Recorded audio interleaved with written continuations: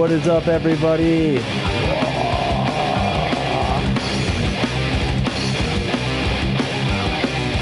to play, it's like a song play. La la la la la la la. It's a pretty cool band. It's a band called Causes to Become. Dope. I wonder where I've heard them before. They're dope. Where I've heard them.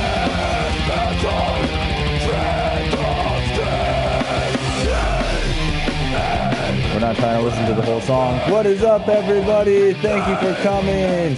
MuseMe TV. We're back. Episode 136. We got Sam Alvarado in the studio. I got to turn on the stupid timer so it doesn't turn off. The longest it stays on the screen is 10 minutes. Sam Alvarado, everybody. Hey. Sam Alvarado in the studio. Thank you for joining, man. How's it going? Pretty good, pretty good. First of all, let me start off by saying I am deeply sorry. Why? I am so sorry and so ashamed of my podcasting and posting abilities that we've done this before. We have, yeah. Yeah, you're a recurring guest. This should be like episode 2, like highlighted very perfectly. But I fucked up because what I do now, well, what I've been doing is I will download the video from YouTube, and the download and the delete forever are really close. I'm not kidding you. I'll show you an example that I was just so upset about. We'll go to this episode, options, download, delete forever. It doesn't even say just delete. It says delete forever. Does it even ask you if you're sure after that? I don't want to find out anymore. I've already messed up once. I don't want to do it again. No, it's fine. I don't mind. Conveniently enough, not the only time that's happened. No, what? No. So yeah, I started writing with the New Mexico Inquisition. Danger Quevados was the host on that, and one of the other comedians. Anywho's, so yeah, we ended up putting like a 5-minute bit. I did like some slightly clean jokes as best I could. Okay. And it never aired. And I guess they ended up not continuing the Inquisition after that. So there's a funding issue followed by like a lack of people being able to do it.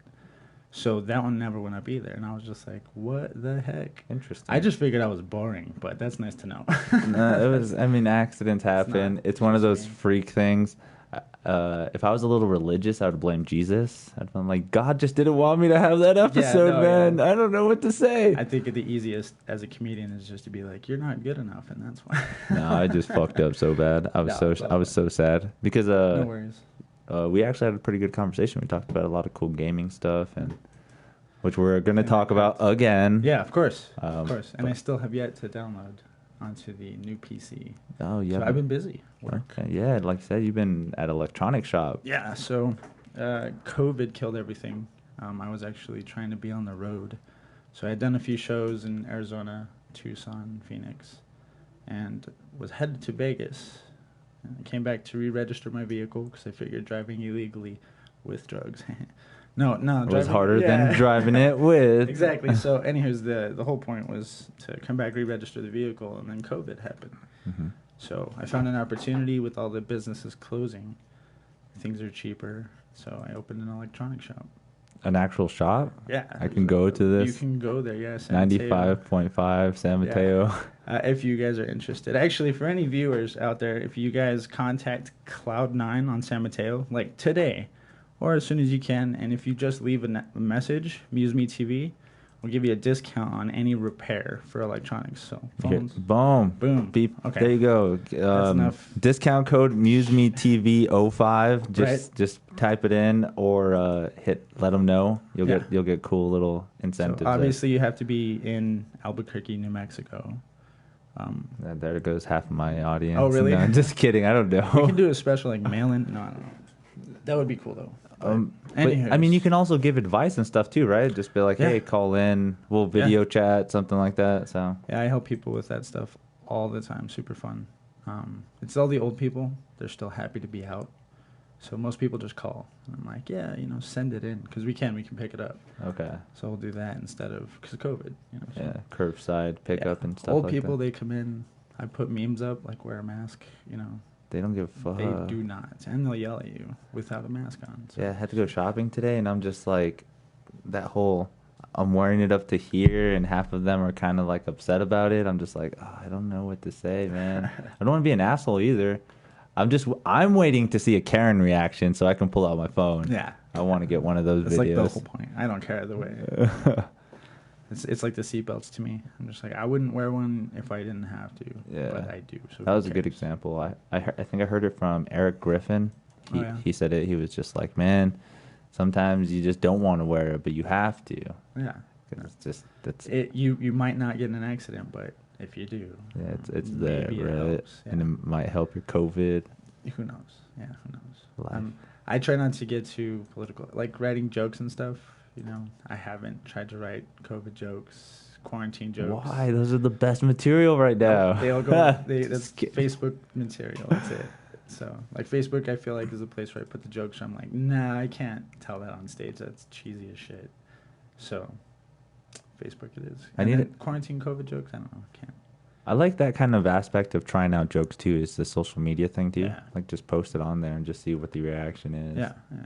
I wonder what like the correlation to actual audience versus like likes on Facebook is. Like if there's been a study, it's like somebody said this, found out how many likes they got out of it, and then went and told it on stage and just kind of like recorded the response. Like, was it as decent, or are my friends just nice? You know, like I see what you're saying. Yeah. Especially when it's just all comedians. Like yeah, exactly. What's happening? We need there. comedian scientists. You know. Writing down numbers, shit like that. Analyzing these questions. I know, right? That sucks too, to like take away from like the legitimacy of individuality in comedy by trying to create metrics. What do you mean? Like laughs per minute. Like honestly, when I first started, it's important to me that you count the amount of laughs you can get a minute, because professionals can get up to 4 minutes, something like that.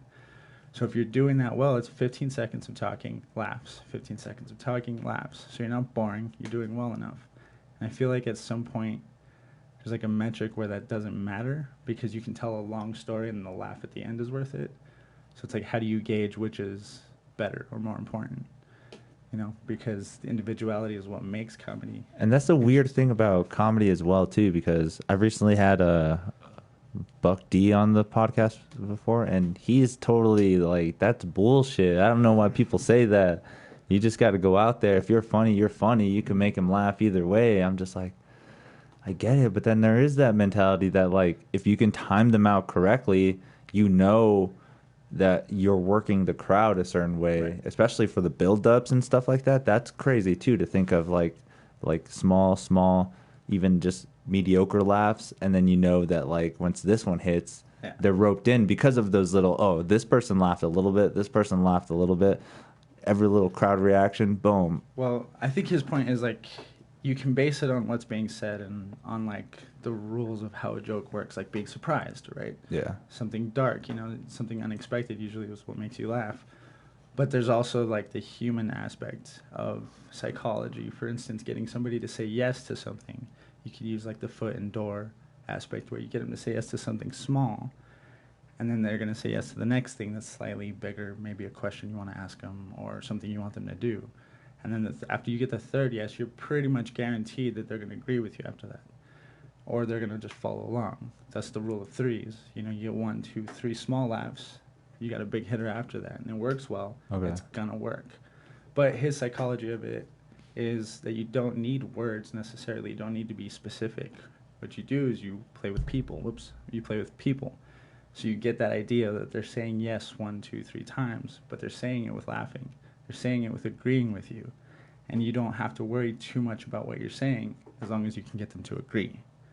You know, you just say it in a way that's like, oh, I like this guy. I'm comfortable with him. His points are valid. You know, they don't have to agree, but you just have to be valid and get them to yeah, okay, I get that. I get it. Yeah. So, and some people can do it with just personality. I've seen other comedians get threatened to get a bottle tossed at their head, Troy, at the beginning of the joke. But he wrote it out enough to where it worked the same way that the dude agreed with him and was like, you're the best comedian, you know, at the end of the joke. So it's hard to gauge that, but at the same time, we can see mediocrity when it's there, you know? Like, there's some people you're like, why are you still out here? You know? Like, I'm not the type to name names, but you know I Like, don't. you've seen them. No, I'm not doing it. Some open micers, like Yeah. maybe they're new, stuff like that. But there's some guys that just, there's no like coaching. There's no self-awareness.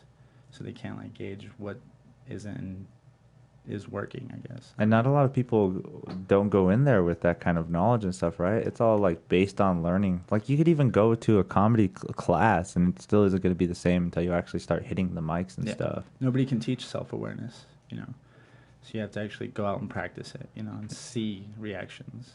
And that's weird with comedy because you see, like you get a mirror, but it's more in a human sense, not just like a physical. So it's super fun. But I mean, that's no more. Yeah, I know. I guess all we can do is talk about it now. No, I actually did. I told a joke on a billboard.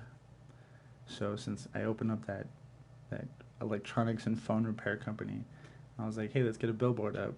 So I had them cycle through 2 of them. One of them is suck at holding things, and it shows like a broken phone, which I feel like if you're driving, you see that, like, like not bad. I really hate it. Yeah, I know.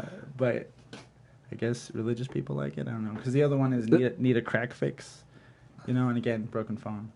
But I feel like it kind of hits home here in Albuquerque. So there's 2 billboards? There's one that cycles through. It's an electronic billboard. Oh, okay. Yeah. So. What the hell? Yeah, I know. Is your face on it? No. Why? Because, come on. Look at my face. That's perfect. That would have been awesome. I have a face for radio, I think. That's it? Yeah. Well, radio's becoming live now.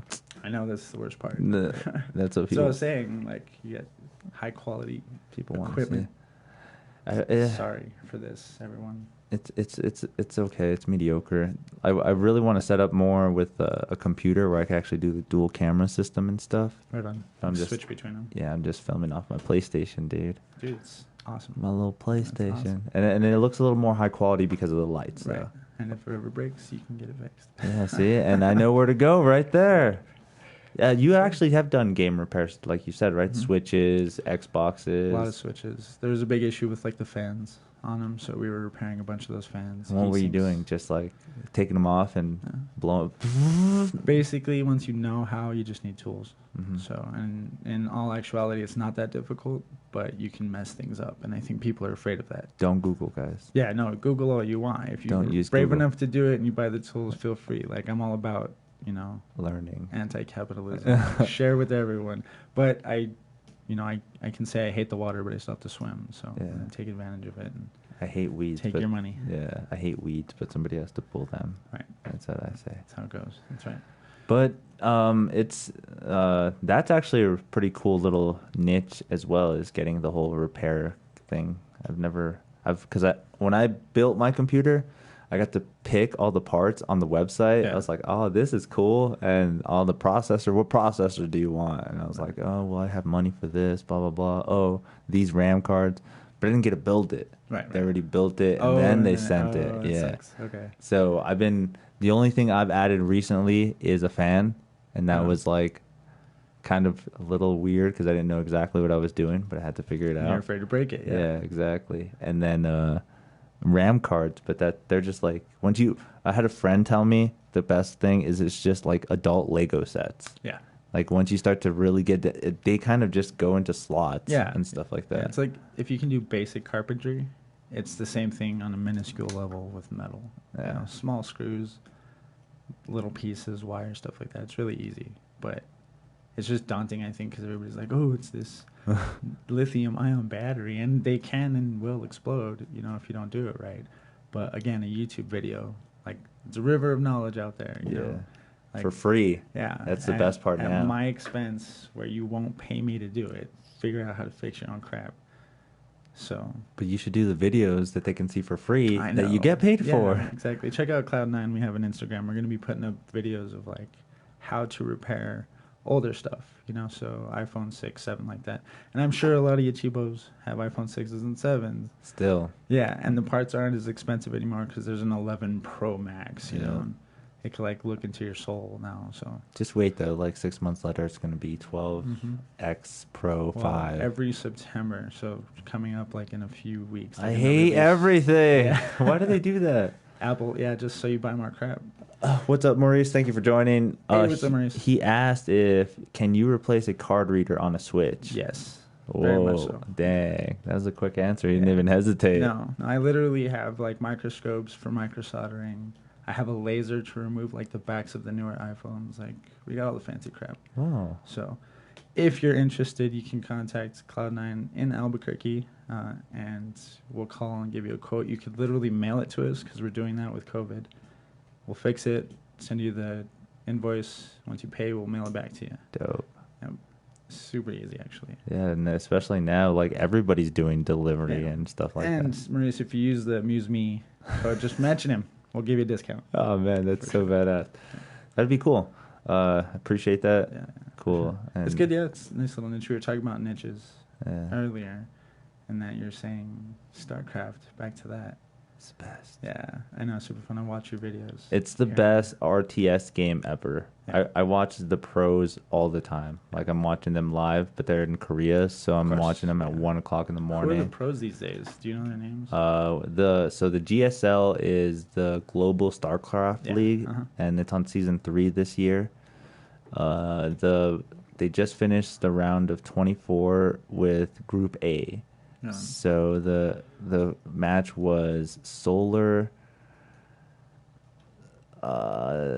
fucking this new guy that everybody was making fun of called Spear, and 2 Protoss players that I just don't remember. Yeah. But I feel like I only knew a few like a year or so ago when I played, like Tilo and like Tilo was from a while back. Yeah, Europe, right? A European. Yeah, I think so, yeah. They call that's the beauty of StarCraft. They call anybody else that's not Korean foreigners. Yeah, of course. So yeah, Tilo was a foreigner. Well, one of the foreigners right now is Special. He's a Mexican. Right on. Scarlet. You ever heard of Scarlet? No. I haven't been in it lately. I've been busy. This is actually a player that's a transgender player as well. So that's crazy to like go. It goes into even going to other cultures and stuff, and it's still pretty well accepted. That this is just a gamer, and she's nobody badass. cares. It's so that's how it should be, you know. Which is the drawback and another good aspect to like online gaming versus like sports. You know, it's like it removes that gender aspect, it removes the racial aspect, it removes a lot of those like socioeconomic aspects. I mean, there still are economic aspects. You have to have a computer. But I kind of get what you're saying is like there can be pro Call of Duty players, male and female, compared to basketball players where there's an actually division in the league where it's like there's the WNBA and the NBA. Yeah, and times are changing. You know, like it's cool. I like sports. Yeah, it's super fun. You know, but I'm down for whatever's coming next as far as like competition and what humans can do. Yeah. And it's becoming more integrated with electronics as we go along, which I think is why I led into electronics in the first place. Like somebody was saying, like you should learn how to code. Like everybody should, because it's a form of language, right? It's a form of communication, building a website, stuff like that, and enabling your environment. Yeah. So back in the day, they didn't teach us how to read, why, servitude, stuff like that. You know, you keep the peasants uneducated, then they don't do as much, you know. Eventually, what's happening now is like the Internet of Things. They're literally integrating like Wi-Fi capabilities into tables, into plastic. Yeah. And now military outlets, everything. They're doing it into military vehicles, you know, so that the vehicles themselves have Wi-Fi but can also transmit and receive radio, all that fun stuff. But it's built in, so it's lighter, all that much. If you don't know how to manipulate this world around you, it ends up manipulating you. Then you watch TV all day because you don't know how the TV works. You don't act. You're not a part of it. You just sit there and watch all day, you know, like. So you either choose which side you want to be on. Yeah. You know, like you let it enjoy yourself at home, smoke the weed. The served or the servitude. Right, or do something, you know, because like times are changing, you know. So preventing people from learning how to code and it not being free, which you can learn here and there, just not a lot, but schooling, for instance, is like a good way to keep people from advancing in general, because the newer, better competitions come up, Call of Duty, stuff like that. Like, I'm not saying better or worse. I'm not going to argue that case. My point is there's just newer things that can test limits of humans. reaction speeds now are going to be 10 times higher than they were before, but that's because video games allow us to practice that constantly. Yeah. So the human changes, we start involving electronics into our own bodies. Neuralinks. Yeah, exactly. Neuralinks are coming up. That's just dope. I'm all for science and technology. Like, humans need to move past what we are, because right now we're a bunch of racist pieces of crap. Yeah. So let's do a little better. You know, why not add technology into it? That makes sense. Stuff like that. I like that, because everybody else that I've been talking to about technology just gets paranoid and thinks it's going to end up like a It will. Skynet, or like... They're afraid because it's true. Like, we as humans have the ability to adapt and overcome things. So I believe that we'll be able to out-machine machines, basically, like outsmart them, just by what we're capable of outside of, like, general energy needs. Like, we have the ability to prevent and provide energy. But that's evolving, too. You've heard of the new diamond batteries?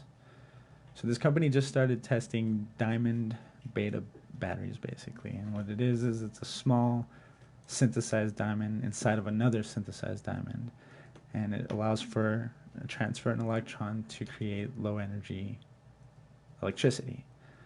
So when you mix that in with a regular lithium-ion battery, it will recharge itself.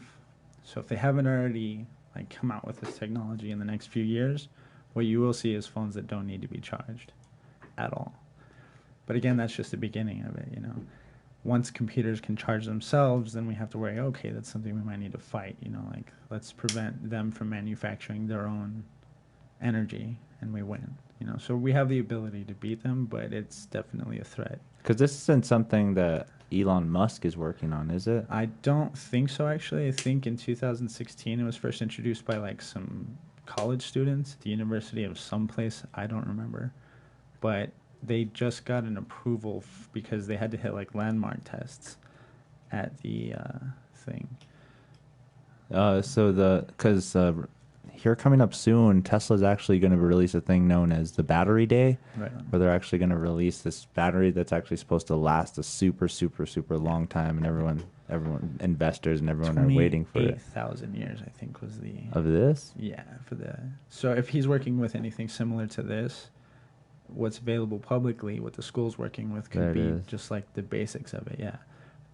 But if he's already been working on it for a while, chances are he probably has something that's fairly efficient, because currently the government is funding as much as possible research into energy, to America no longer needing energy outside of America. So they're looking into how to maintain and generate more power here.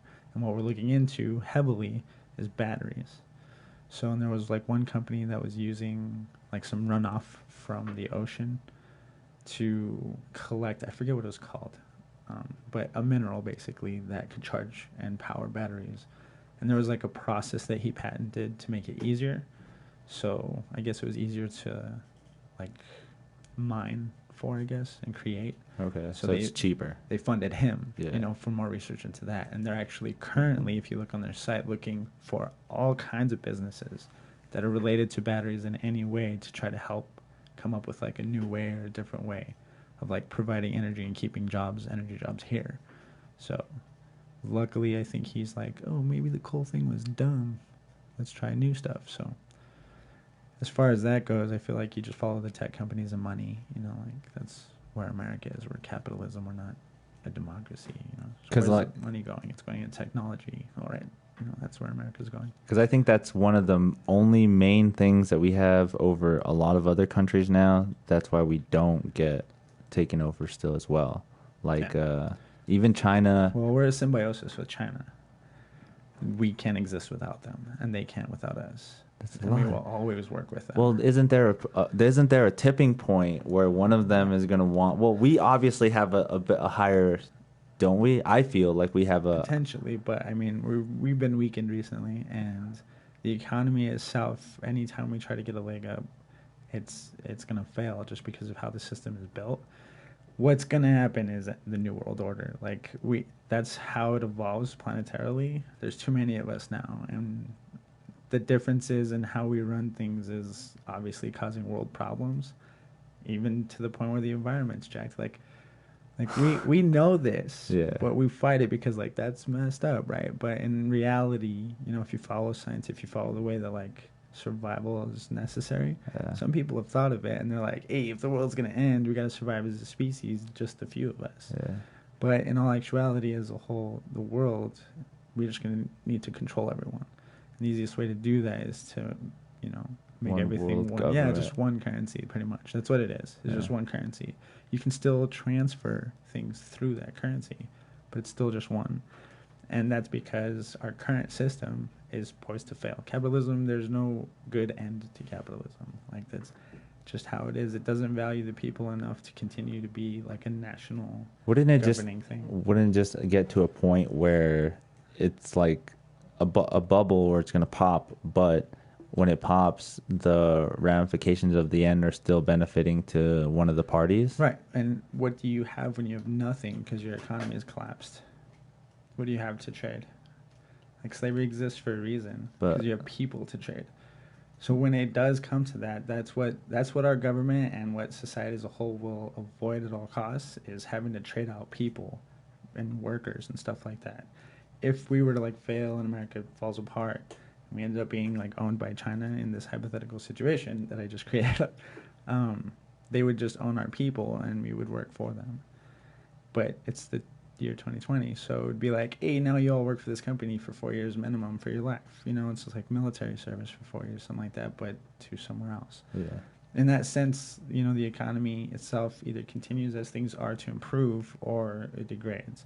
And we're not going to let it degrade because there are too many advances to keep up with. People are in good places and don't want to lose that, so they'll maintain that in any way they can. A lot of us might die, but the rest of us are easier to control if that's the case. So it's not that bad for them. You know, like if you were in the situation where like you had literally, we think of like cool plans, like, oh, in my lifetime I can complete this. But these are like generational plans for Earth, you know, for the world, for how global politics systems are created. And you can't just have one leader do it for 80 years and then everything's fine after that. Like, you have to have a succession, groups of people, family, for instance, where the next generation picks up and continues to move it in the direction that you're planning on. If you have that much control at this point, it's difficult to like give up, for one. Two, it's the system in place now and keeps us all happy. We can smoke weed at home. We don't have to fight. Yeah. And you don't revolt. I'm high. There's a lot of that. So, sorry. In a general sense, basically, the world is going to end up global economy because it all does rely on the whole thing, you know, like that's why we're always at war, because we understand that political factors in other countries can affect the economy globally, and we don't want them to. So we go fix it. We go to Argentina. We go wherever we need to go, Iraq, and we say, hey, guess what you get by force? Democracy. You get freedom by force. And then we just kind of control the economy in that area as well. So it just gets bigger and bigger and bigger, the Imperial Army. And I guess my whole issue is I'm for the people. So, but I mean, but we still kind of have to. Yeah, it's kind of like it's paid slavery or work servitude that we kind of just goes, just happens. Literally. With the system that we're like we like it. You know, like we put it so much. It's not that you're free from having to work. You're unemployed. Like, why is that bad? It should be good. We're so efficient now with electronics and technology that not everybody has to work.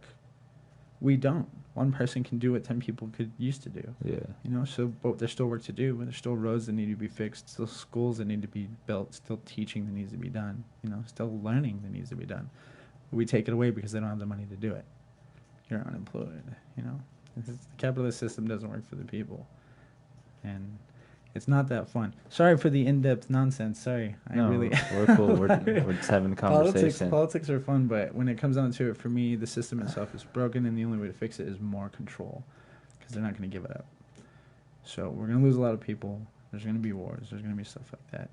But we're going to unite against cause, stuff like that, you know. Okay. Plus the aliens thing, you know, we got that to deal with. We're slowly confirming that aliens exist. But yeah, exactly. The CIA. And is that something that has been here already from time, or is it something that's just barely being introduced to us now recently? Like, did they recently start to make connections and stuff? That's why they're telling us that, like, oh, aliens are real. Well, see, they're not really saying aliens are real, but they did really, who was it? The Air Force and stuff, Pentagon did release saying unidentified flying objects are real. Right. We don't know what the fuck that is. Right, yeah. But in other sense, you have people like Bob Lazar and other people dropping documentaries and stuff that are, I guess, are okay, not being taken down, right. No censorship or anything. They're just like, do we just let it happen now? I've heard this quote before, what was known as desensitization, where they kind of just introduce it to you little by little by little, and then all of a sudden it's just one big thing where when we do see an alien, it's just going to be, fuck, it does look like E.T. I mean, oh man, and it's not even scary. Well, I think it gets in the way of the current form of control we have, which is religion.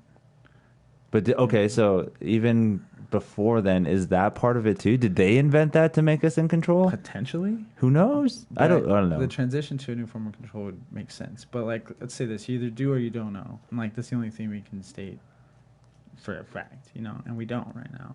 So if we don't, it's either dangerous to us or it's used for some reason, or we're just incapable. And if we're incapable, then we wouldn't like have any signs at all. Does that make sense? Like, for instance, ghosts. I can't say, do you believe in ghosts or not? You not know, like, really. Belief is irrelevant. The fact is you could see something, but we don't have the observational ability to say, this is what a ghost is. Yeah. Nobody knows. Like, I don't know what a ghost is. If anybody knows what a ghost is, let us know. I don't. They say it's like a spirit or some kind of, like, thing that you can feel. Yeah. Not really, though. I don't know. Here's the problem with introducing aliens, right? The dog that you have, if you believe in God, the dog believes in God. No. It does. You know why? The dog can't. You are the higher knowledge. You are telling the dog that God exists, and here's why.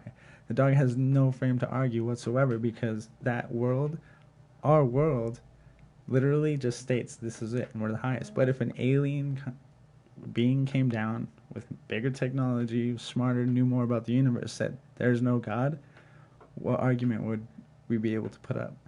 Our beliefs? If they said there was, what argument would we be able to put up? Like, we wouldn't. There would be an argument for the sense of it's in a disguise. Potentially, yeah. I guess. Like, you know, it's the demons in disguise, it's the devil, or in a religious sense. Right. But in other senses too, like more of a rational thinker or an open-minded, we would obviously know that it's something that we just can't explain. Right. Yeah. And like a dog not being able to see color. Like how much of that in a sense? Yeah, know? But still though, can't the dog still see some spectrums that we can't? See the world but not ghosts? You know, like there's just an observational inability that we have. We're limited by our consciousness our interaction with the world. So then does that mean the people that say they can are crazy? No, actually I don't think so. I think they just don't know how to explain it well enough to those of us that have no idea. How do you explain to a blind person what a cloud is? Like 5 grams of mushrooms. Right? Yeah, exactly. That's fair. I don't know if that works. But if the alien system decided, you know, like, hey, they're already in a form of control, the belief itself is not the end all. It doesn't matter if we believe it or not. What belief is a way, is like a direction of energy. So if I can get a group of people to believe something, I don't care about the belief. The belief is something I can use. Yeah. You know, and that's what people don't get. They think their belief is like, oh, I believe this, and that's why I'm right. And it's like, well, your belief is just a way to get you to think or do certain things. Yeah. You shouldn't believe in anything unless there's evidence. Do I believe in aliens? About as much as I believe in other things that haven't 100% been proven. Yeah. Does the evidence suggest it? Yeah, I'm going to lean more towards that. But my belief is irrelevant because it could be used against me to think, oh, there's aliens. And it's just people. And in maybe out of the whim of life, you might be wrong. Yeah. And that's the crazy one about the whole thing. Is because... that's what I love about religion and all the different religions. You can go through countless, like India, China, everywhere. They all have different little stories and stuff like that. But what's not to say when it is discovered that we're just like, I can't believe they had it right and we didn't. Right, yeah. Or any little thing like even I love how they try to make it translated more into like when ancient like Native Americans and stuff actually saw their gods, and it was just like, oh, this being from the sky came down with like a lizard, but then all of a sudden we end up discovering it's a fucking reptilian, Yeah, like exactly. a lizard person, Yeah, like or an alien, or who knows? yeah. How do we take that? A reptilian is an alien, sir. Yeah, it could be. They, We could have originated here. We don't know. Just before us. have you ever heard of the Alien Race book? Yeah, there's like 5, 9. I don't recall how many there are. I can't remember exactly, but there's actually a book that was released by the Russians back in the day of a book from A to Z of alien races. Right on. There's like 20 A's. Too many. There's a lot, and it freaks me out because they go into really big detail, and I'm just like, holy fuck. And then it's not read by somebody. It's like, when they type it in and then the computer reads it. Yeah. So it's even creepier because like the computer's reading it. Monotone. But over hundreds of races of aliens too, like Statistically, I'm a statistics person, dude. Like numbers. Like literally, I have to apply numbers to everything. So like the probability that aliens exist is the only reason why I might like suggest, okay, aliens exist, because the probability is high, but that's like with anything, same thing with probability of anything. Again, when you're dealing with like the spiritual aspect, I think the belief is what we can measure. How convicted is somebody to believe in this thing?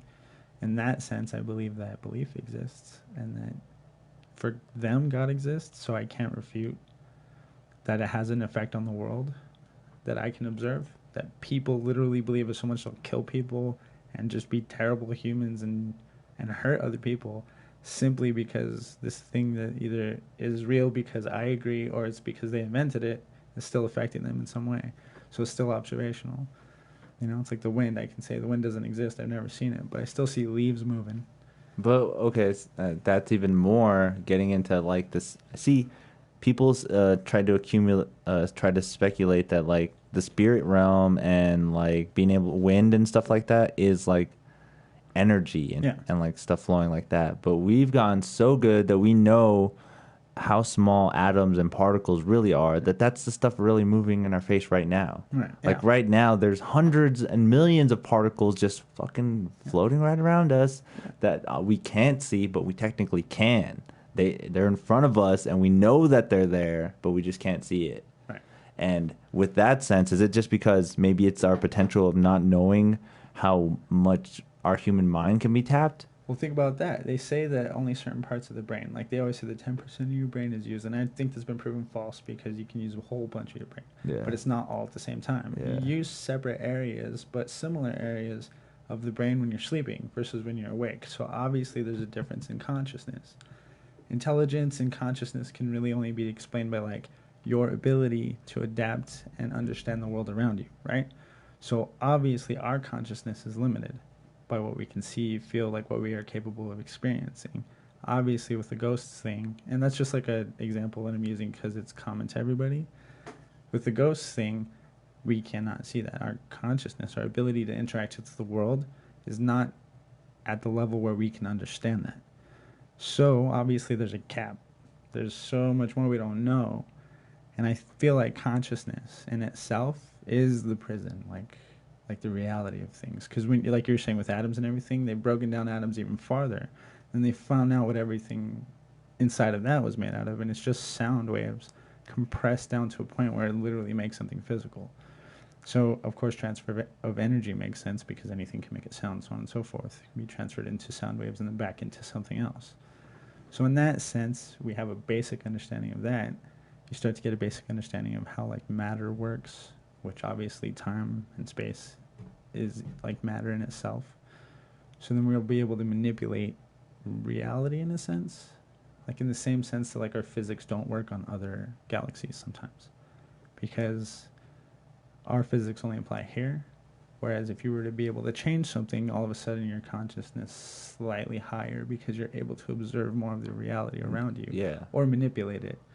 So technology is kind of like hiring our consciousness. It's just putting it together with us. And the more you separate yourself from knowledge, the further away you're going to be from like the consciousness, the higher, being able to, who knows, grow another eyeball that sees some weird, crazy infrared shit. I'm not saying that's the case, but Right, or just being able to see more with what your eyes can do. microscopes. Yeah, because I love when looking at like a dog or a cat's eyes and you see how they can control the dilation of their pupils so fast. I'm just like, how the fuck can I not do that? Right, yeah. And that's just something that's literally, I feel, a trained sense in their brain. Yeah. That they know how to activate that. We even have like markers on our body that are like reminiscent of how our bodies used to be. Like you used to be able to move your ears, you know, to listen better. And as humans, we've evolved past that, but our body still has a little notch at the top of the ear. And that's hereditarily based, obviously, but the thicker it is, obviously, the more it signifies the nerve ending and the muscle that was there to pull the ear back, stuff like that. And there's just markers all over the body, you know, like some people still grow tails and shit. Yeah. You know, so it's just like these evolutionary things that are more rapid, and we're going to start integrating technology into us, and that's important, I think. But like, I think we underestimate our ability to do so, to evolve, because this one dude in Russia, right, he gets an egg, gets some jizz, some sperm, and injects it into the egg, right, seals it up, waits 40 days, he fucking hatched a homunculus. It's this half human, half chicken egg thing, and it looks like a cylinder. Dude, it had an eye. It has a mouth with teeth. It eats meat and like proteins. And initially it started like absorbing proteins in the water. So he put a protein powder in and it would absorb it through its skin. But then it fucking grew a tongue and a mouth and it started eating to get bigger because it needed more, right? What is this? Then, dude, pull it up. Then he gives it a fish and then finds out that it has electrical capabilities, and it shocked him and the fish in order to like either hunt or protect itself. Dude, it's crazy. So initially he gets one, and it looked like a little cylinder, and then he gets another one that looks like a blob, and he put them together, and what did those two things do? They merged into one thing. The blob had the eye, and it kept the eye, and the cylinder had the mouth, and it kept the mouth. To like evolve into more. And that's just like the basic human biology mixed with like a chicken being able to like evolve and grow like that. In a lifespan, in a time span of how long though? This sounds like... It's been 7-8 months, maybe a year. He's been posting videos on YouTube. You guys can look this up right now. He's been posting videos on YouTube for the last year. And like the first one is like, that doesn't exist. That's crazy. And then you realize, holy crap, like he's still doing it. Like he's doing more. And this doesn't look And doctored or anything. No, it looks like you can see. Like they clearly show it in multiple videos. What would I look it under? Just homunculus, like Russian homunculus would be the easiest. And there's probably some like reaction videos to the earlier ones, but he started like updating people on like, oh, he did it again, and it's a different like type of creature. It's really messed up and kind of awesome, because if the dude could do that in his own basement, imagine what like years of science could do, you know, with just like DNA testing. Not 6 that I am million views. That was like 4 years ago. Yeah. Well, he's been updating since then, so it might be for the last 4 years he's had this thing growing, or it might be dead by now. See, I don't even know if I don't know if this is the guy, but so I found this. Yes. So this is it here. Oh, this is it. Yeah. Planet Nibiru. Nibiru, that's the one. Well, it's the guy covering his videos. So, and he'll kind of, because it's in Russian, so he'll translate and tell you what the guy's saying, like what he's done. But we want to see. That's crazy though. 24 so million. They partnered with The Alchemist, and questions are answered. If somebody wants to ask in English, they can ask him. So yeah, no, there's a bunch of videos. It's pretty sick. I'm gonna have to watch that. But in that sense, like, if that's possible, how, you know, then probability states that it's possible an entire planet could be populated with whatever we are on purpose, you know, and then just kind of let's see how they do. Or, so I mean, we think we're special, but I think life can grow in habitable areas in lots of galaxies. And like the only reason we only have like 1 or 2 planets in the habitable area is because we have a giant gas planet. So like obviously when they say when planetary orbit systems are created, if there's not a giant gas planet, then the others won't get thrown off into like a more elliptical rotation. So then they'll be in the habitable zone. So other galaxies that don't have a gas giant have 5, 6, 7 planets. Yeah. You know, that are capable. If we can grow little chicken, half human things in a basement, I'm sure life could find a way on other places, especially with that much opportunity, just like here. Well, then, okay, this is another fucked up thing then, too. If this is out there in the world that's being broadcasted, there's a highly chance that the government can already probably do this to a higher level. Right. Because they're cloning people. Yeah, I've heard that they can do everything that we do is always 20% ahead of us. They're always like 20 years ahead of anything that we try to do. And socially, if you want to know what to do in like the future, like for the quarantine right now, like you guys are wondering, oh, what's going to happen? How is the government behaving? Is it going to go away? Is it not? Nobody really cares except for the tech companies because they're the ones making all the money right now. And what are they doing? Everybody's staying home until August next year. And they're keeping everybody working at home. All the tech companies. It's because they know there's going to be another resurgence of COVID, whether it's the same one or not, whether people believe it or not. That's how things are going to go. Because they study into history and how plagues work and exactly where it's going to spread to.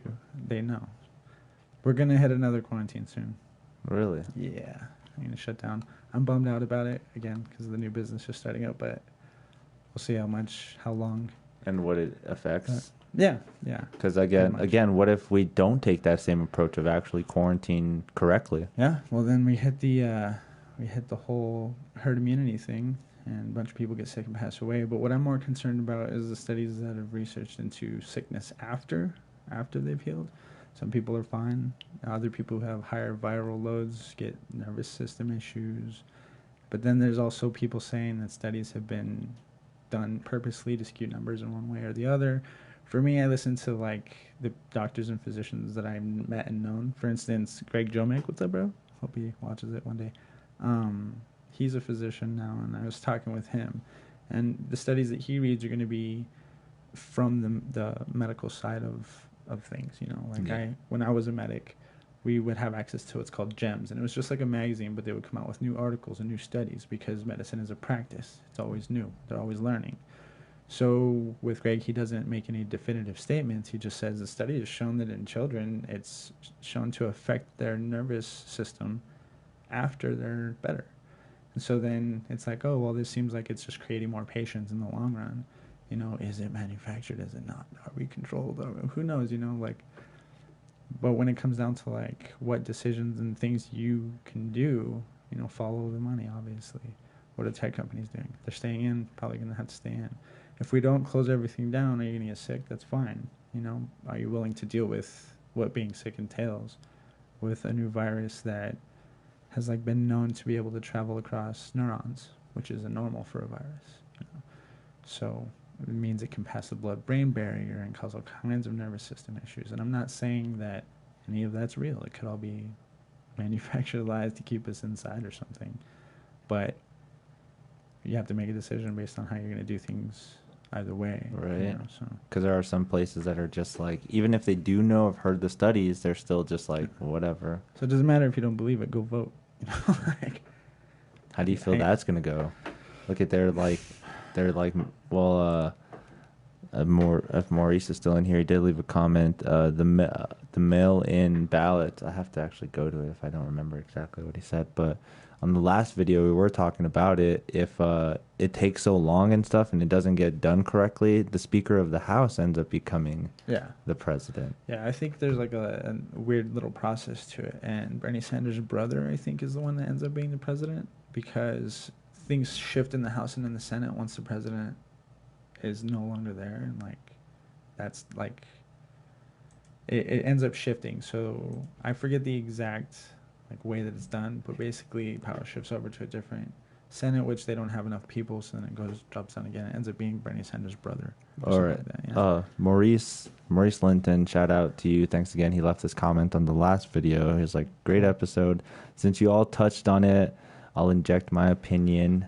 If we do mail-in voting, it is widely understood that the vote won't make it in time. There will be problems, even be ballots coming in mail after the election.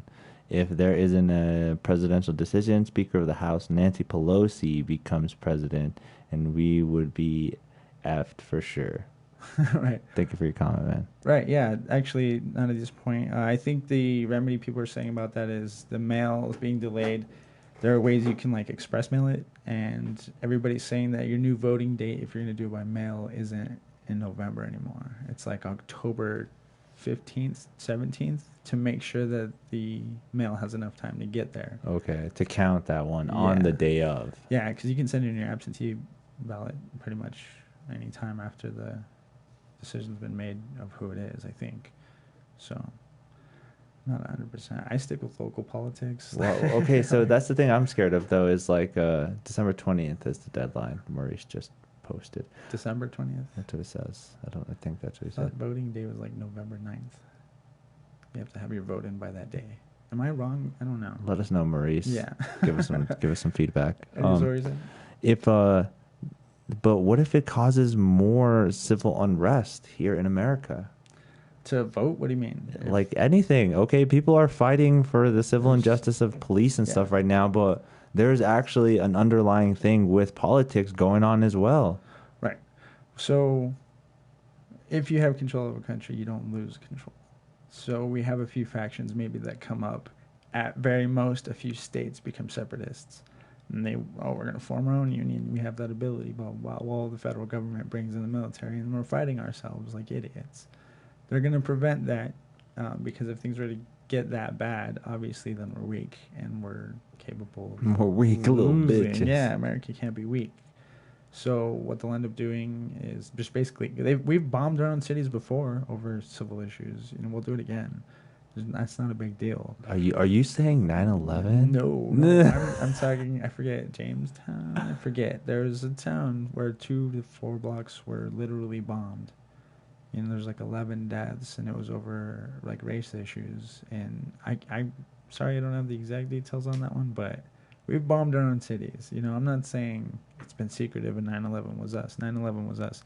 What I'm saying is that we obviously will allow, people with guns and racists to be out there shooting and killing people because at this point capitalism is so ingrained in being an American that things are more important than life is. Your life is your computer. Well, some people's life is their life, And like I was saying, I think I posted on Facebook, I was like, y'all are so indoctrinated by capitalism that you're like, if you don't like it here, you can leave.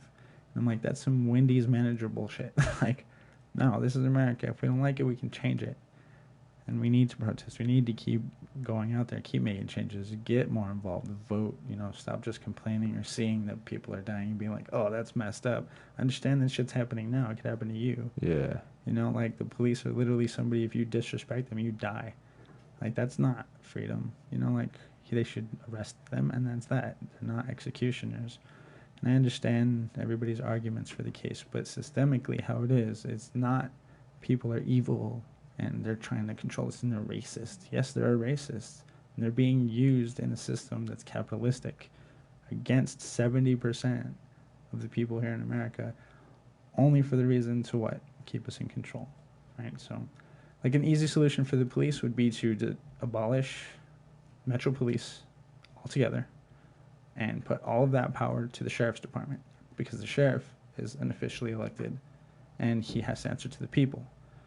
And we can make them accountable by making it not a private thing, defunding them to the point where teachers have to pay for their own shit. Like, I'm not saying let's put cops in danger. They're there to try to help, peace protectors, but they're not accountable to anything. They have qualified immunity based off of a case of an autistic guy who got shot, and they justified it because the cop didn't know. So most of the qualified immunity cases, they get let off because if a dude with autism can get shot, then why can't somebody who they think is threatening get shot? So they constantly get off free. And it's just this nonsense. But the capitalism plays a part, and again, it's unemployment. It's not freedom. If you're not producing something of value, then you're useless. You're not doing things right. It takes away your individuality, Like, if you make a chair and I make a chair, somebody might like your chair more than mine. But I made my own chair. It's cool. It's my way. If we're both making the same chair, who cares who buys it? I just want to go home, Capitalism is so ingrained. People are like, well, if you don't like it, you can leave. It's crazy. It's like I'm not getting fired from being an American citizen because I don't like it here. Yeah. You know? Like, that's not how it works. But that's literally, people are fighting for capitalism. And they're out there shooting people who are protesting that want civil liberties. You know, it's just the system itself is built in control of everything, you know. So we get our freedoms to make podcasts and talk, tell jokes, shit like that, but we don't get to leave. We don't get to do what we want. We don't get to ensure. Oh, what? Oh, man. Good timing. Oh, man. All right. Well, usually when I do this, I go live with them anyways. Oh, do it. So. Yeah, I'm down. Hey, man, what's up? You are live on the podcast right now. I got Sam Alvarado. What's up, dude? How you doing, brother? I'm good, man. I got a favor to ask you, dude. Oh, no. Is it? Hopefully it's not so bad that it's not good on the podcast. But No, it's gonna be indicative of the times that we're going through right now. I can't get any quarters anywhere to do laundry, dude. Can I do laundry over at your house tonight? Oh, dude, yeah, you're fine, dude. I even have of course, you're totally fine. I got a washer and a dryer, so you can come fuck with it. Okay, cool. I'll bring my own soap and I'll do laundry over there. No problem, dude. You still coming by at around that same time? Yep. All right, for sure, man. I'll see you then, brother. All right. Later. Later, man. Later. Such a good friend. You heard it here, folks. Evan on the podcast. That's weird. I feel like Donald Trump wanted to undo everything that Obama did, and I'm like, but the change too. Oh man, Sorry, that was a cheesy joke. You can't change because it constantly comes. Well, I'm just mean we didn't have a lack of change in the Obama administration. That's all. Oh, okay. It's just dumb. Well, see, I've always been a That's firm bad. believer of same face, different mask kind of aspect. Like, it's always been the same kind of system for so long, but yet they have to kind of show that we're kind of doing something different to appease the people. Well, since With the same ideas that we had from our forefathers, which aren't really there anymore. and it's weird that it's now officially a two-party system. Yeah. Because before we used to have conservative liberals and, more democratic liberals, democratic Republicans, and now it's just one side or the other, Yeah. and they're both angry. There was left, center right, Yeah. purple. Yeah. So now we have peanuts or shit or just shit. No, And- what a turd sandwich or a giant douche. Yeah, and we're ending up judging them based off of who's less bad. And that's stupid too, is because now we even have a choice for both sides, and people are like, oh, well, I don't even want Biden, but I have to choose him. Yeah. What? Yeah. What does that even mean? Well, the problem again is the system itself. Think about this. I'm not saying anything. I loved Obama. He's a great person. I don't think there's anything bad about him. But in the 8 years he was in office, we still have police killing people and racism as abundant as it is. Granted, COVID is making things worse, and we have the tool for leader now that we have. But you know what I mean? The system itself isn't going to allow for anything better than making capitalists more money, and it's less and less. COVID was just let's peel some paint off of capitalism and find out it's just You don't basically like capitalism at all. Will I use it to my advantage? You're damn right. Dang. Not even. Okay, so how do you account for the way we can make money then in a less capitalistic kind of way, so that everybody benefits? Because I feel this is in a sense, Right. in a capitalistic way, there is kind of a way that everybody can get money. Right. No, I'm not saying that capitalism can be reformed into a different type of system that works better, because it can, obviously. I'm not saying abolish it completely, but the problem with it is the system in place it should not be used to rule countries and as a government, and that's what it is being used as a government. Capitalism is good for people that work that are in said system, but as a government controlling people, what they're doing is they're stealing your labor, they're stealing your time and your talent to gain money for themselves. And what that does to the entirety of a system is allows for control, because then you have to go to work and you have to go to school, and we can grow and build off of that. And I'm not saying that's bad. Things have been done good things have been done with capitalism. But the problem was it got put into government systems. It corrupted our democracy, and now capitalism in itself is our governing system. Because of that, that's why we need reform. Now we need to separate these two or destroy it completely for something else. Obviously, capitalism works in a sense, so let's use the best things of capitalism, the things that allow for growth, technology, stuff like that, make things easier, but don't apply that to the people that you have. Don't make them work. If they don't want to work, have opportunities for them to learn and grow and do things as people or help others in any other sense. Just schooling being, it's for profit. And as it's part of the system of school should be free for everyone, because it isn't, your people aren't as educated. Because our healthcare system isn't great, you're only as healthy as the least healthy person that you come in contact with, which means a homeless guy on the street. How, as a system, can we not ensure that homeless guy is taken care of to where he won't get me sick? We're not. So our health care system is gonna fail, and has, because of COVID, and it's been overwhelmed, and it's difficult, and things are hard because of the economy, because we can't even take care of the people that are least capable of taking care of themselves. So now the homeless guy gets you sick. Now everybody's sick. Now the hospital systems are overwhelmed, and we can't even deal with the plague. If we had led more into, hey, let's not worry so much about money and profits and benefiting, blah, blah, blah. Let's focus on the people. Let's say, hey, our healthcare system's jacked. Here's how people can still benefit. Well, they're less in control, and now they can make their own hospitals, blah, blah, blah, and they lose their money, they lose their power, and they're not going to let that happen. It's just, it's sad. I'm sorry, guys. Get depressed. We've been inside in quarantine for a long time. So you had a lot of time to think about hate why our hating country capitalism. is not better. We had a lot of growth, man. We have a lot, and I see why people say, "Oh, America's awesome." If you can leave, I get it. We're awesome.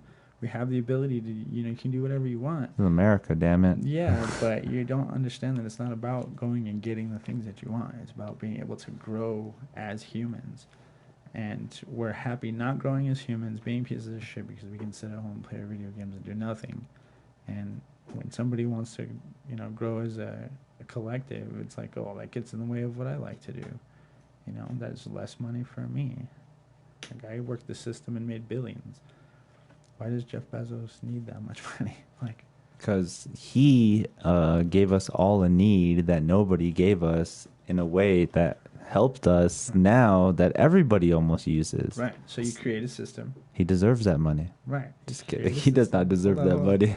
I feel like he deserves to help more too. To, I guess, save world hunger, fucker. Have everything that he needs and be able to pursue happiness. At this point, he has more. Yeah. And it's taking away from people that don't. Yeah. See, and that's the hard part of capitalism. The pursuit of happiness.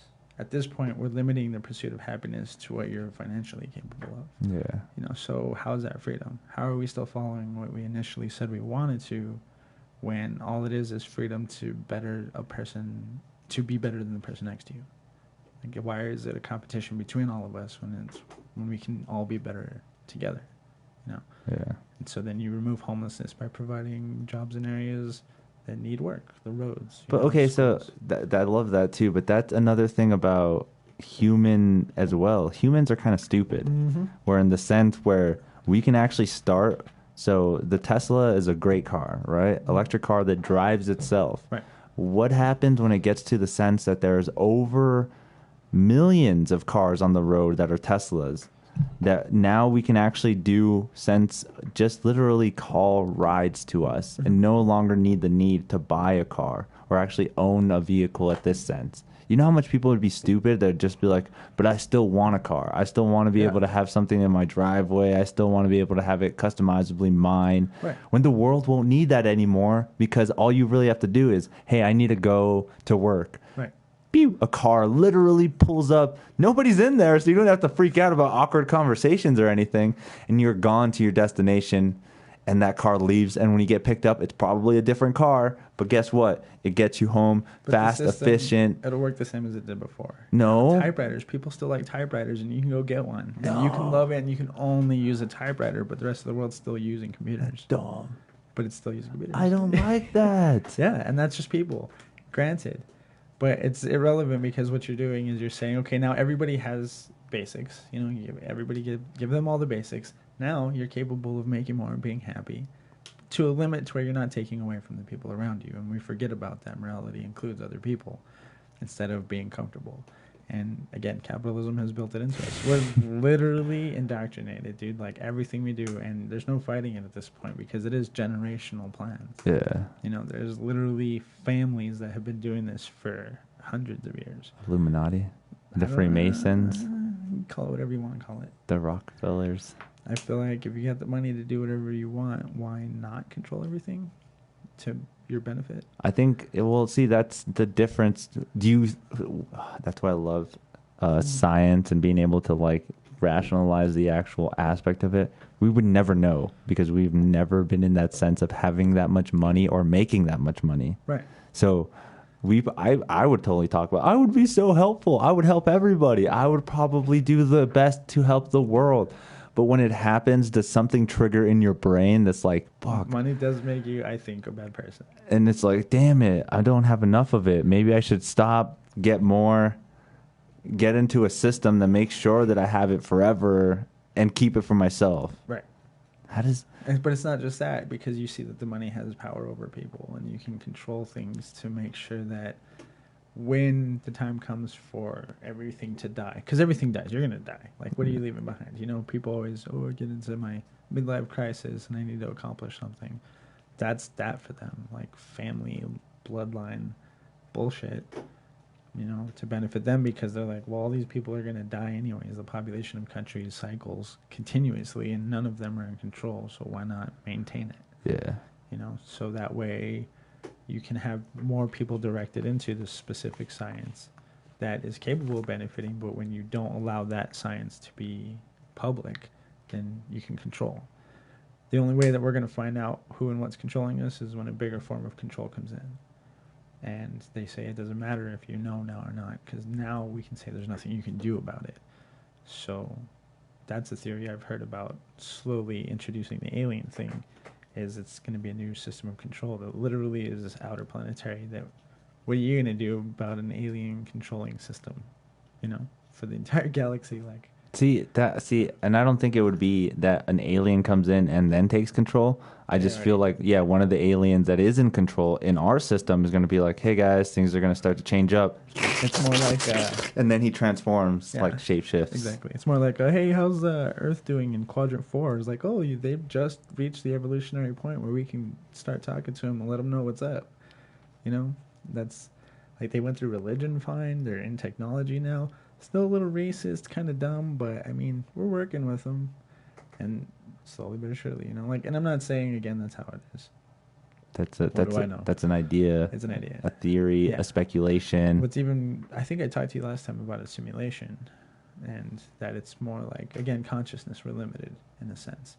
So, if you were to make a duplicate of reality, in a sense, right? Time is what makes matter exist. So if without time, everything's all one thing, right? Okay. So in order to stretch it out, what do you need? Something to observe it at different intervals, which is life. So you put life into a separate reality of everything, right? That allows it to observe itself over time. Then you have the ability to manipulate certain aspects of it. And so, I don't know, I guess I'm not mathematically inclined enough to explain it well, but the idea is we're in a simulation that mirrors reality, and we are limited in our consciousness so that we can stay in the simulation and not end up either breaking free and controlling it or finding out what reality actually is. Because reality could be death. Reality could be nothing. Because without time, without observation, without consciousness, there literally is nothing, but it still all exists. So being alive and in this simulation or picture of what reality is in itself is better than just being, because you can't observe anything in a black hole. You know, you can't observe everything altogether. If you have a life form that you've placed, like let's say you figure this out, right? You figure out that like, oh, hey, this is all of existence, and if I can stretch it out by throwing some people or some life in there, I'm going to keep an eye on those people to make sure that me experiencing this doesn't change. because I would like this. I want to continue to be able to experience this. My only agreement in this is that the math shows that at a certain angle in a black hole, once you get close enough, you literally can see all time and space at one interval, at one point. Obviously, it's theoretical because eyeballs don't have the ability to like continue existing in space at that place in a black hole, but it's mathematically possible. So if you wanted to continue to exist and enjoy life and enjoy what everything can be, you're going to continue to make sure something's capable of observing it, but only to a certain point, consciousness. So you make them sleep or whatever. Give them physical limits, ability, stuff like that. You don't let them see what ghosts are, for instance. You only give them certain range Senses of light. and stuff. Yeah. Exactly. I'm not saying that's a God thing, but what I'm saying is it's possible. Or if is somebody can homunculus up a freaking thing in his basement, he's God to that thing. Yeah. You know? Is it playing with human life and taking away our importance? Potentially. Is it a reality? Probability ways? I don't know. Maybe. But, like, the irrelevance of our choices and our decisions is the hardest part to deal with out of all of that. Does it matter if you do anything, if it's all controlled? You know, like, what matters is being able to manipulate the experiences and the consciousness that we have. So that's why they always say, like, it doesn't matter what you do. What's important is how you make people feel. Because humans interacting with the world and the physical reality is in itself the only thing that's real, is an interaction. You know, like, there's no sound until you clap and they hit, stuff like that. So, be a good person. Go vote. Go register to vote, please. If you live in New Mexico, you can do it in like 3 minutes online. I don't even feel like life's real, though. It's not, but it's very important at the same time. It's like one of those aspects, like, it's like the observableness that makes us want to be here, but then slipping into these conscious states. Again, I want to go back into, like, I don't know if we talked about it before, but psychedelics and stuff. Yeah. Like, is that something that really, what if we can observe the middle of a black hole Right. with 5 grams of mushrooms? Right, that's the point, because it'll take away the limitation that you currently physically have in the mind Yeah. to do so, right? For certain things like that. So consciousness in itself is a prison in order to be able to manipulate the things that exist. We're at this level because something else has decided they can do more, and they like that as well. You know, like maybe you like time travel, you know? Maybe you enjoy being able to and having this other existence in your basement that you've created that's a copy of the actual reality. I'm not saying that's the case. It's Scrolls by Adam thing, but I just mean that there's still a sense of control even in consciousness, in your observational abilities. Because we're limited in our observational abilities, something is controlling that, whether it's physical law, just the fact that it cannot be observed without those limits. That's something that I think we need to figure out as well. And there's an understanding that we don't have, you know, whether or not that is like the case. So there's a bunch of different like conspiracy theories on simulation, stuff like that. The math obviously points to, you know, because of what our physical reality is, that it could be projected in a sense. But who knows? I'd rather tell a 15-second joke and make people laugh in that moment. Then try to uncover if this really is a simulation or not. Right. I mean, at the same point, that's why people suck. You know, go vote. Well, is it the fact that people just don't want to be enlightened by something that can potentially destroy their existence? It's hard. It's harder. That's all. It's pain. You know, pain is harder than just sticking to your guns. I feel bad. But then again, you feel the gratification of it. Like, you know it, I know it, just playing an instrument, music, or just going on stage multiple times. Like, it's a discomfort that builds on itself that makes you want to do it. Right. I don't care if it's uncomfortable. It feels good to be uncomfortable. Right. Well, that's people's brains too. It's psychology, man. Like, you're trained to get that dopamine rush, and now we've made it easier.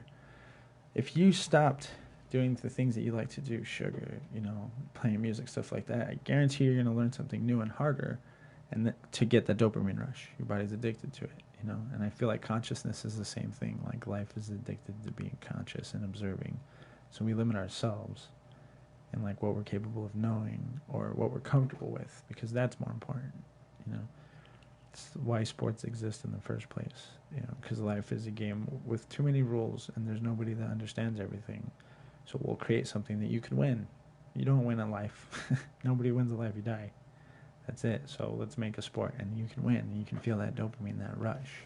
You know, that need for knowledge, need for understanding, and without having to mastery. actually work at a harder thing. That's the problem with people, is we do make things easier, you know, and we don't value the whole point. Like, the observer is what's important, not what's being observed. You know, that's why people, Black Lives Matter, argue, and All Lives Matter, this and that. They're just observing the wrong thing. They're not seeing that. It's too rough, man. There's too many people killing people out there. They're justifying nonsense, you know, and they're fighting against themselves. When they shouldn't be. At all. Yeah, there's It certain shouldn't be. aspects that could be taken care of. And they're trained to be that way. Because they're comfortable. Because nothing uncomfortable has happened to me, so it can't be bad. You know? And it's just like, it's not about what you do or don't observe. It's what you provide to another observer, you know? And people don't think that at all. At all. They're not trying to fuck with that. I think that's why the powers that be are just like, yeah, let's just kill them. They're all pieces of shit anyways. I mean, look how easily they got indoctrinated by capitalism. That There we they're go. killing each other. Dude, I'm so against it. I hate it. I'm no communist. I don't believe in any previous government or system. Fascism. No, I'm more like philosophy. The point is to look at the world in the way that it needs to improve by including technology, by including governments, by including all of our past history. Yeah. And you have to incorporate all of that into a new system, something that is technologically based on fact, that we can apply to provide civil liberties to the people while not limiting them in what they can do and accomplish, so that they don't say, oh, well, you're taking capitalism away. No, somebody who's lazy or blah, blah, blah. I'm like, no, you just all have the opportunity now. If he's lazier, he's lazier. He won't get as far. That's straight up what it is.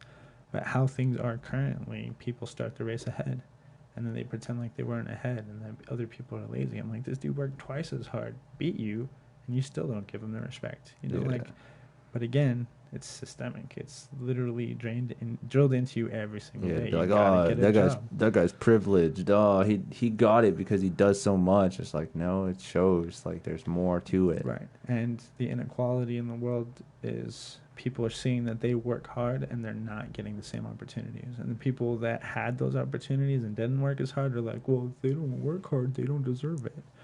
But it's about providing the same opportunity for every single person, and then saying, okay, well, we're only going to limit you in how it affects everybody else. And you're limited, and I'm sorry about that, but, I mean, you have happiness. If you take away the pursuit of happiness from somebody else because you have too much money, it's no longer like a law that we follow. Yeah. You know, so, and that's where we are. But people don't even, they're at home, they go to work, they're too busy to protest. You know, protests started happening partially because people were at home not doing a lot, because we had the ability to. You're not supposed to work 40 hours a week, dude. Do you know how much work that is? A lot. Like, do you know how you're supposed to take care of life at home and be a human person that's, like, focused on, like, your well-being? We're indoctrinated to do it that way, though. You, man, it's rough. Because I honestly feel like I do the whole 40 hours of work. Yeah. But then I do have to come home and at least practice for 2 hours of guitar. Dude. And I have to at least play a little bit of video games because I know it's practice, though, because I want to get better at the game and just get better at that skill level. Yeah. And it's all just a growing process of learning how to get better at it. Right. Yeah. But and you do that for yourself because it's valuable to you. Yeah. And you know what? Your work should be valuable to you. That 40 hours, though, I don't. That 40 hours is my point. It's the hard part. Is you should be able to find something that benefits the world that you enjoy doing. And I'm not saying that's the case for everybody. Maybe they're not good at it, but they should still have the opportunity to do so without having to slave labor 40 hours a week and barely make it. Yeah. Even then, if we're capable of doing so, we make it seem easy to people that can't. Some people are tired. They can't clean. Their house is a fucking mess. And I've been that way too. If I ever fucking get depressed, it's just like I cannot do any of the other things. That I need to focus on myself because I'm literally getting my labor and my talent stolen for somebody else's benefit. That system in itself, if you don't do that, if you're against it, no, you're just an unemployed, lazy person, you know, like. But I would happily sit outside and work all day if it meant that I could help improve the roads here. I would be able to learn something about paving, shit like that. Like, that's not difficult. It's trade school stuff, you know. You can do it in a couple of years, work for a couple of years, so on and so forth. You get at least a benefit of, oh, I provide something for the community. I did this. And it was learning something. Everybody likes learning. It's not hard. You know, maybe there are some things that you have to specialize in to get better at it, obviously. But most people can do basic work, you know. Even then, there's data entry. You know, there's lots of places that scan things in constantly. If you can't stand up and go outside, maybe you like sitting on a computer and typing. Maybe mundane work is good for you, you know. Somebody should have that opportunity instead of, oh, you need to be qualified to do that, even though you're probably going to be good at it and it would satisfy you as a job. It's like, oh, well, you didn't have as many opportunities as other people and you didn't work hard and you like being addicted to things like every single human, so there's another guy that appreciates that we give him the opportunity to work. Like, fuck you, this should be something you enjoy doing, you know. And our system got built fucking messed up, dude. Like, capitalism. That's the thing too, is these senators, these people, they're old. So like, we need younger people to be more involved. We need people that you don't have to be perfect. You don't have to have a good background. Clearly, you don't have to even be a good person to run for politics right now. You just have to have the will to do it and have people behind you that support what you're saying. You can make a difference in your own community. You can be elected by talking to people. It's easier now than ever. Social media is all over the place. Yeah. How many businesses use social media for free advertising? You can't do the same thing. Not even for free. Some of them will pay to get sponsored advertising. Yeah. And there's algorithms completely built to get you popular. But it's not even that. Like, you can make TikTok videos that people agree with. Boom. Now they like you. Now they're sharing your shit for free. Why? Because you're talking for the people. Yeah. You know? And I don't know that we have a lot of people like that. Like, I see people defending shooters. Like, oh, I would have shot somebody if somebody attacked me. I'm like, this isn't about you. You know, like, why are you involved in this conversation? You know, shouldn't you be involved in something you actually care about? Something that you're doing? And that's the thing, is it's all kind of makes slave labor easy. That's what we are, we're slaves. So what's up, Sam Alvarado 2020? Is that what I'm hearing? I honestly, in 2021, might go for treasurer here in Albuquerque. So a treasurer? Treasurer, yeah. I should look into it, see qualifications, all that fun stuff. To be honest, now I just like advocating by pretty much anybody I talk to. I'm just like, did you vote? Are you registered? And it's not just about voting federally, like on a government level. I mean, here. It starts off small. Big things happen here. So there's like 7 or 8 laws, basically, things that they've found for police officers that will prevent deaths, killings by police officers. New Mexico, I believe, has enacted 6 of them because I don't know if the world remembers, but we used to have a really bad problem with cops killing people. So we've had more experience, I think, in the public eye locally than some places. Obviously, Columbine, shit like that happened. Other places do too. But because of that, we've had protests against the police here that wasn't nationwide. Yeah. You know, and that homeless guy that was shot in the mountain and stuff like that. Yeah. So a lot of those have got enacted, you know, not shooting at moving vehicles, stuff like that. But the reason that happened... that happened here, too. The reason that happened, and we put those laws into place and why that's no longer, like, allowed, basically, chokehold, stuff like that, is because we had people here protesting and voting. People got involved because people here are dying, you know. Recently, one of the owners of a bar got killed. His name was Ken. And he had called the police, and they came because he called them because somebody was breaking into his house, and they shot and killed him. This was recent, you know, and it's like we have all these in place, and it's still happening, you know. So obviously our community, the people that watch, the people that are out, we're not involved enough. And they've allowed us to say, hey, you can kill all those people you want. Keeps us in control. We're not even mad about it. I'm like, hey, why is nobody mad about this? You know, I don't care what color they are. They're not executioners. You know, this is our actual system, and that's just one thing to tackle. Healthcare is another huge one, you know. stuff like that. I don't know. I didn't mean to get all political about No, this stuff too, that's because I enjoy StarCraft and consumerism. I'm a consumer as well. You have no choice. But it gets into deeper notes and deeper, I finer ideas that kind of, they all relate though, and they all, in general, are topics that should be talked about that nobody does. Right.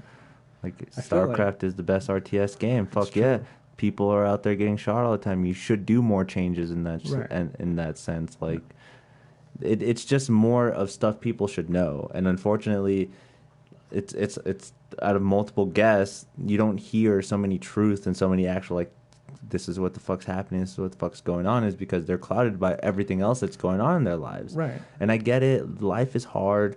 There's so many other things that go on and stuff, especially when you have other obligations and different things, like, but Yeah.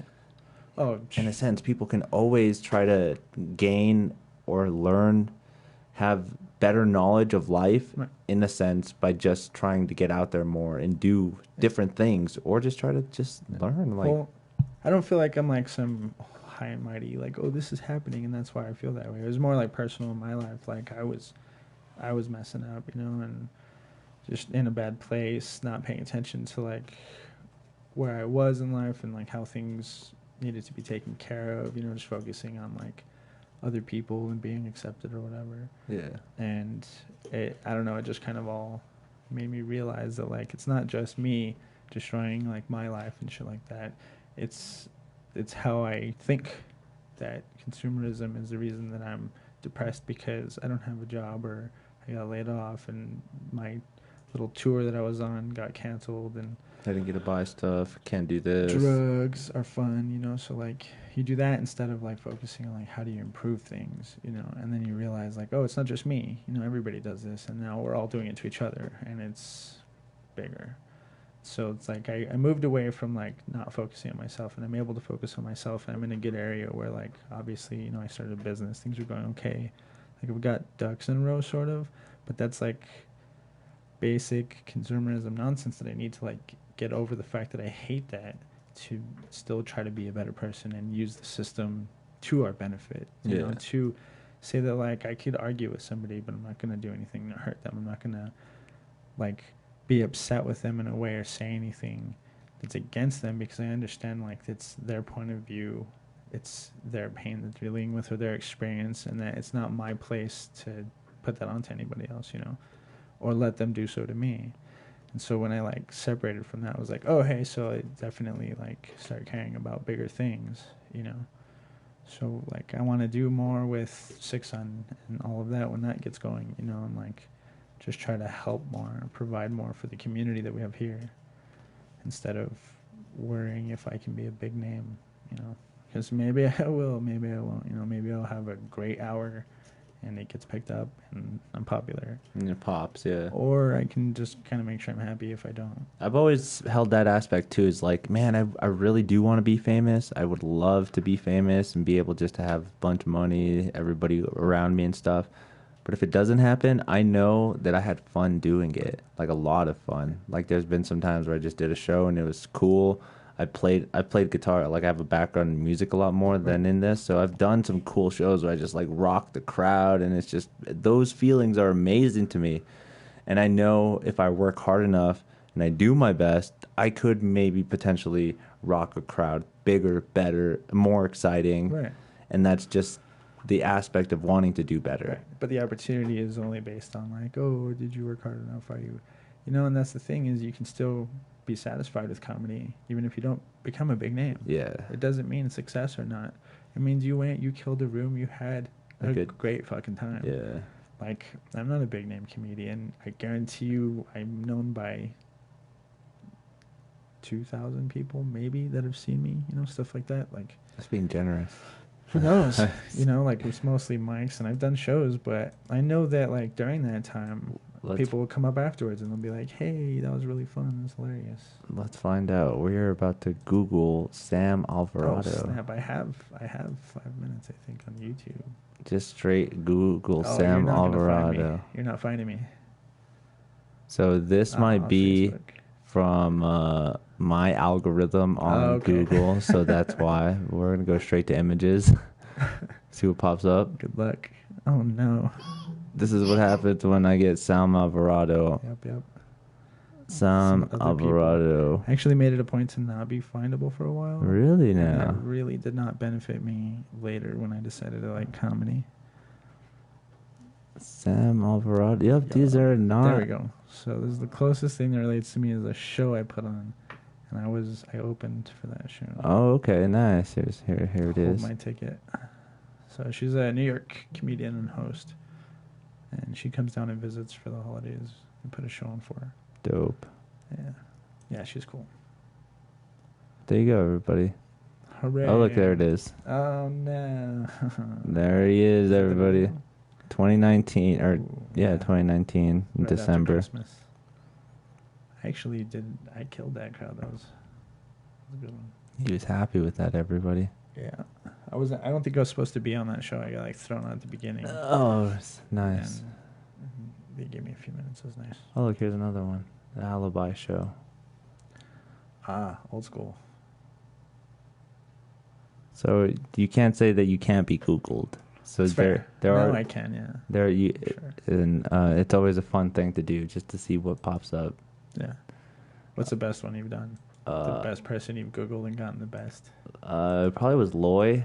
Right on. Loy Lee. He had a funny one because Loy Lee, he came up first, obviously, but there was another guy, and he told me a story of how he talked. He's like, I know this guy. I was like, how do you know this guy? And he's like, I actually tried to get all the domain names from him because he was Loy Lee as well.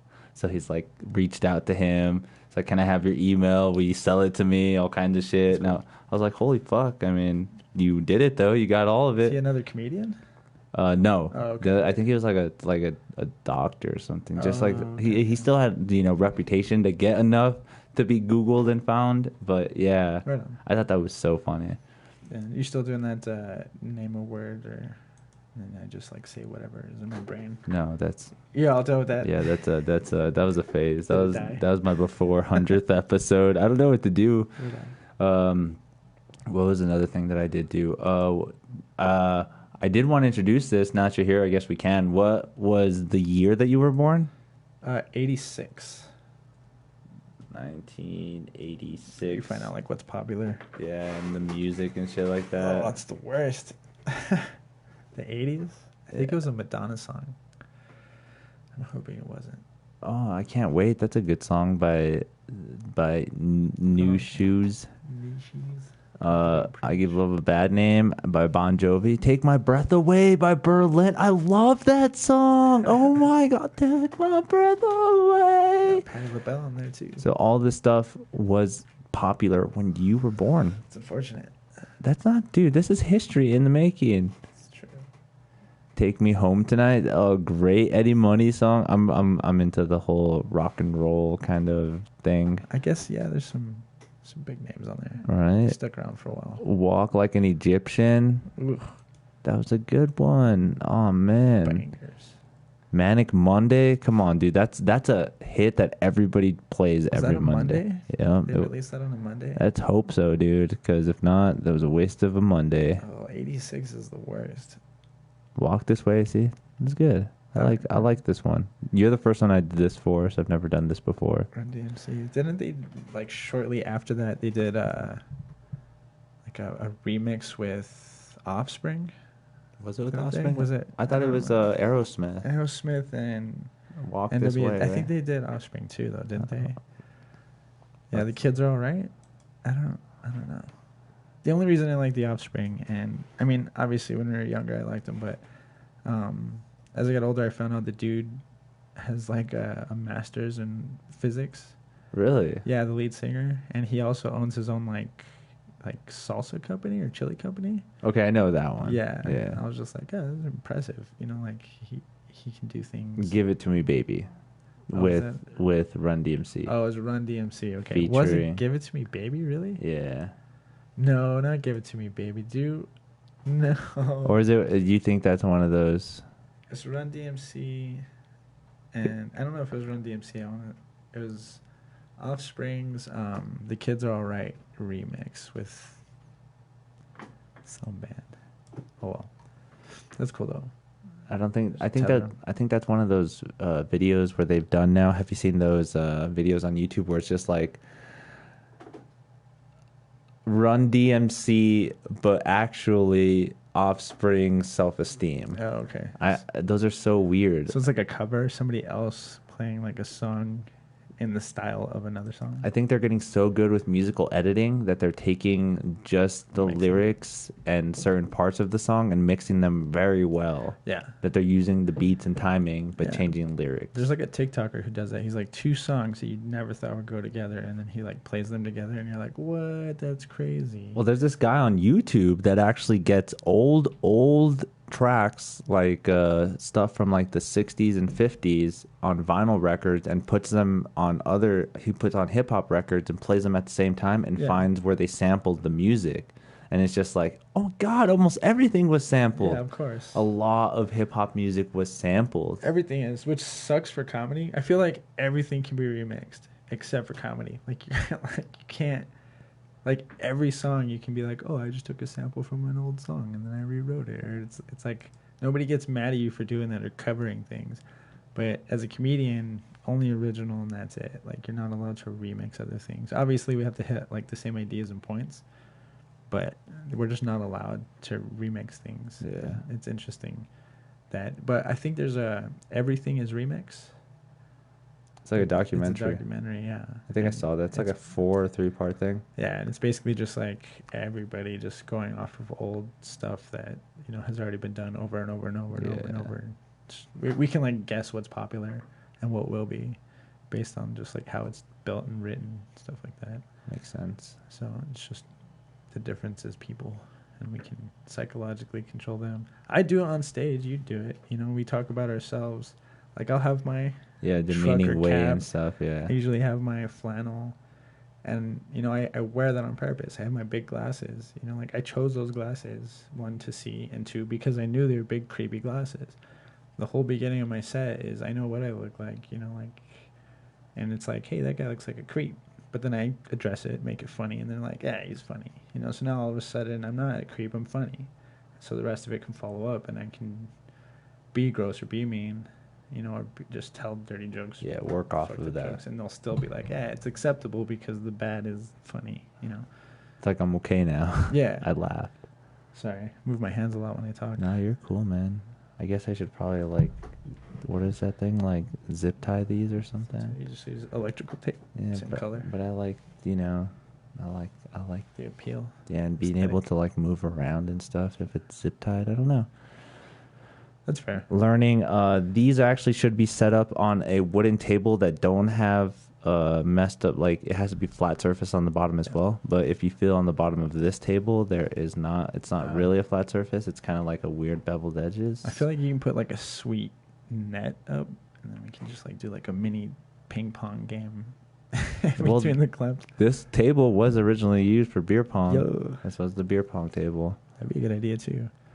That's a thing. If you want to do like a game, get people to come play and try to win. You don't have to give them anything. Just make it difficult or fun. Well, I do have this pinwheel. It's like a pinwheel that like has a bunch of different like combinations and stuff. Yeah. And it's not a board table, but it's like a little strip of tape that you put different cups in, and they have different flavors. Oh, okay. And when you spin the spinning wheel, you have to mix it according to what it says, and then you have. That sounds fun. The cases would drink it. You'd have to drink what you mix. What's in there? Wasabi. Yeah, and it could be gross and foul. We could make it, what is that? NFSW, not suitable. Ooh, yeah, that's for work. It could be really drunkish and stuff. But I don't know. That's a cool thing. I have idea. Yeah. You'd have to entice me if it's going to be like game drunk thing. Dubs. Yeah, something like that. I have a pinwheel, but it's just for my OnlyFans, you know. So nice. The guys can choose. See, he's trying to be an entrepreneur, so he doesn't have to work. I'm just kidding. No, I never. You should.